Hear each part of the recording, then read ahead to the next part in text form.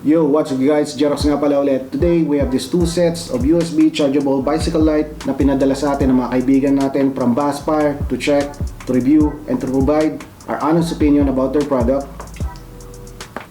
I'm gonna put the link in the description sa baba para malaman nyo kung saan nyo pwedeng bilhin to. So, without further ado, tara, buksan na natin to. Once we open up the box, you will get instruction manual. Feel free to read it. I believe na yung part number niya is WG705.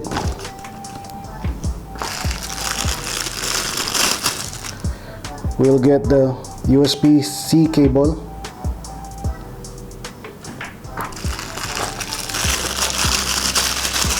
Also, nandito rin yung handlebar mount.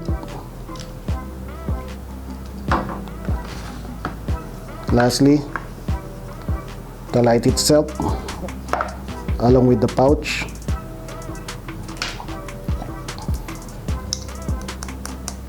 The light itself is made with aluminum body, although medyo may konting bigat ito, but while holding on it, you can feel yung quality sa pagkagawa nito. Ito nga pala USB compartment. Once you open this up, andito yung socket para sa USB cable for charging, at also this socket ay isa sa pinaka features nito. Pwede mong gamitin to para makapag-charge ng mobile mo. Alright, with regards naman sa battery life nito, pwede itong umabot ng 13 hours sa low, 8 hours sa medium,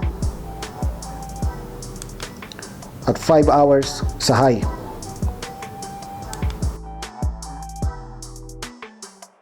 Gawa ito sa 6061 aluminum alloy at meron itong irradiation distance na 300 to 500 meters.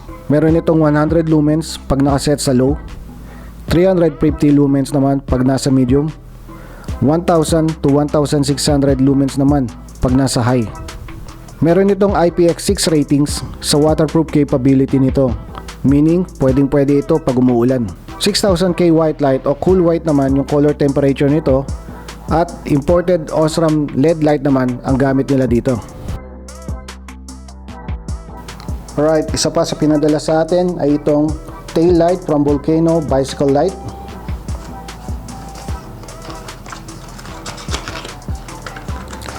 Once we open up the box, kita natin tong USB cable for charging and the light itself. Medyo na-adjust siya.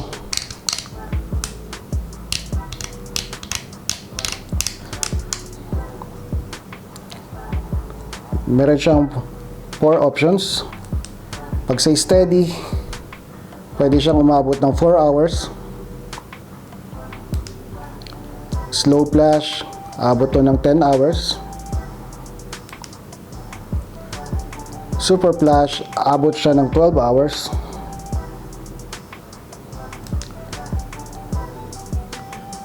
Cycle flash is 8 hours.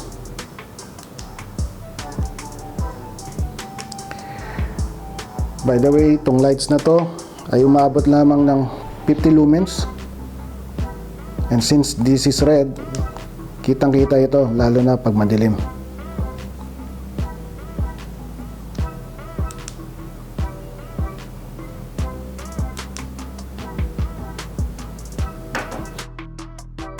And there you have it guys. Hope you find this video useful nga pala.